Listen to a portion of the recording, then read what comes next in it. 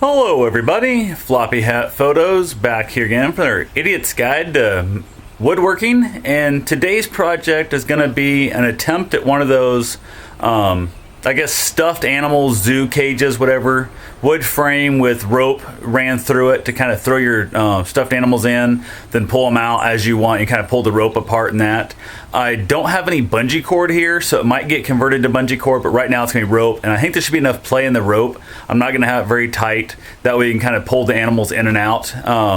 I've got a couple ideas of things I want to do to it, but the person this is going to, I don't know what their taste exactly is when it comes to color themes, all that kind of stuff. So I'm just going to make the wood frame, throw in some rope.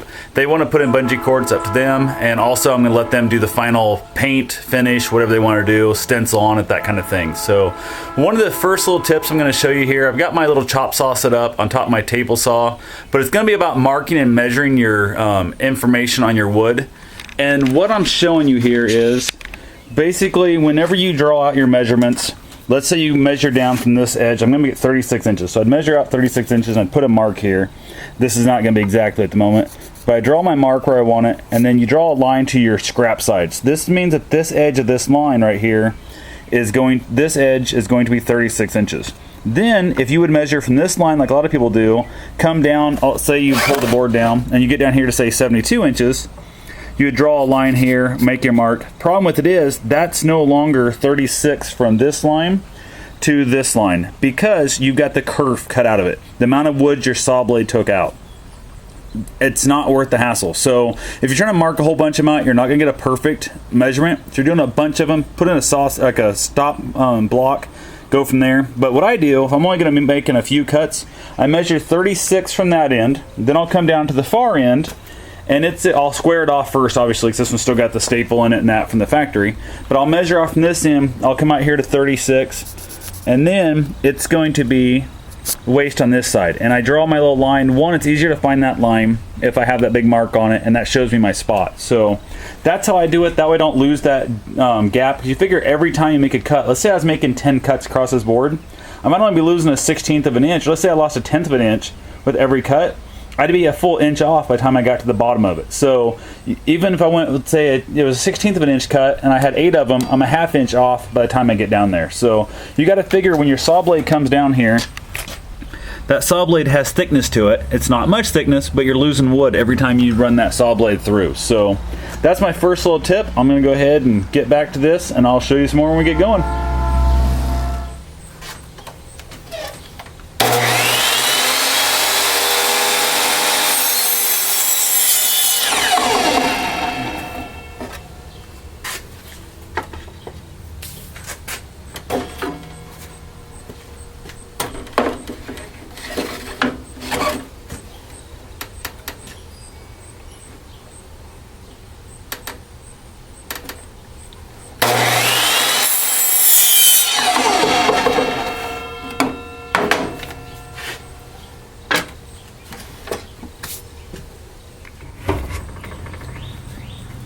What we're going to try and do here is this crappy saw that I have. Is I'm going to try and rip this 2x4 down to a 45-degree angle on both of them to make myself a French cleat system is my plan.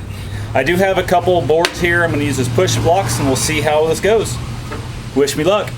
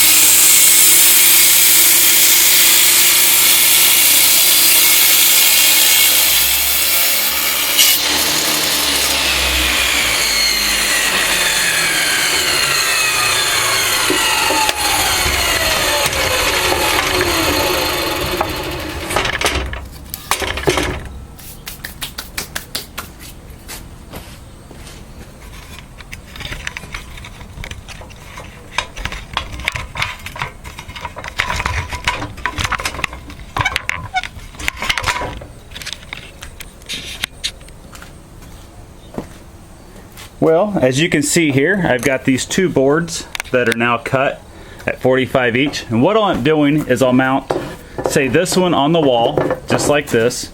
This one will be mounted as the cage, and it'll slip right down on top of there. And it'll be super strong, super durable, and will not go anywhere at all. So that's my plan. Turned out just fine. And I think the camera shook like crazy from a little bit I tried to see. But we'll see what's usable in there. I decided, instead of doing a corner round like I would have probably done, just round off the corners, I decided to do this a chamfer. And all it is, just a little bit of a cut edge. You can do it on a table saw if you have access to a table saw. Drop it down whatever angle you want. But what I actually have, lucky enough here to have is my router table. Just a crappy, cheap little plastic router table. Piece of junk, but anything works. Just need to hold your router steady.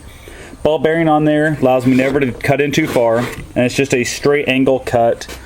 Not sure you're gonna show up there or not. Straight angle cut on the router bit that'll give me that little chamfered edge. It's all I'm after. So you can see it there. It's just something to add a little bit of, you know, I don't know, a little bit different. You figured look at the board from here or look at the board here.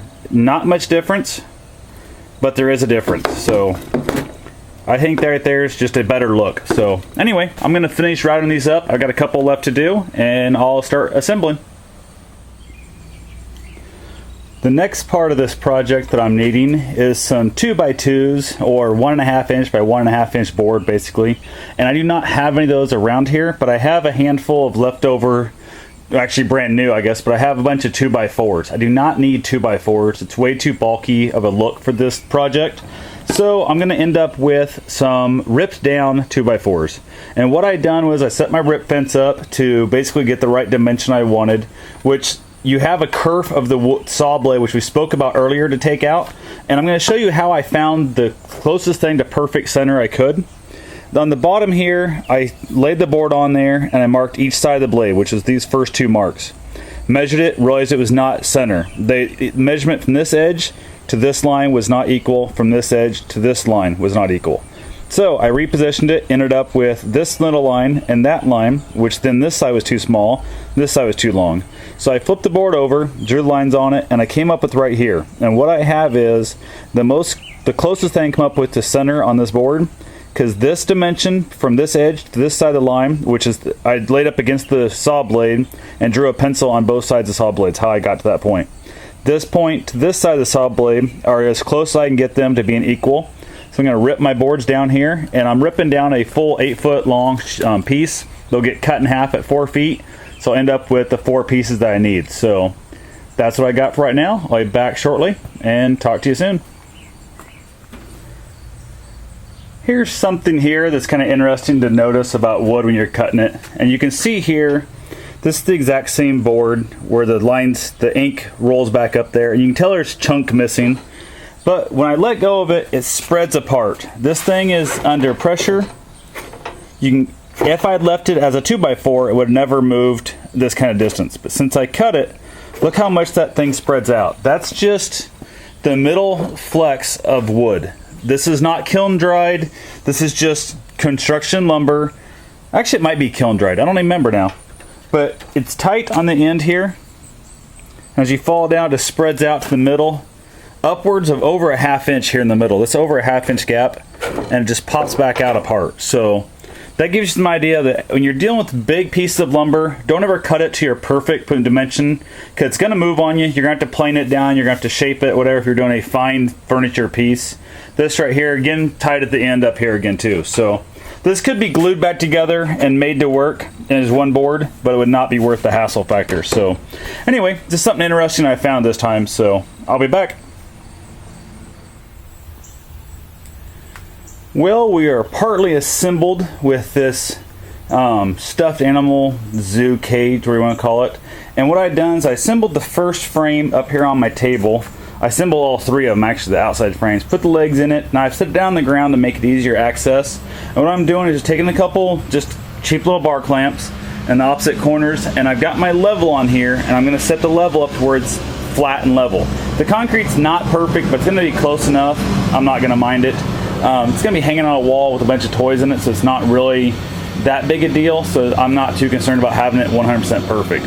But what I've been doing is I'm using 1.5" staples. I'm not sure if you can really see them there or not, but that's what I'm supporting all the sides with. I am also gluing it, and what we have here, the top is actually at the bottom right now. I have my French cleat system here, like we spoke of earlier. You can see the angle of it right down there, and there's going to be the other mount that's going to mount on the wall, and these 2x2s, or virtually 2x2s, 2x4s ripped in half, are going to be my main support.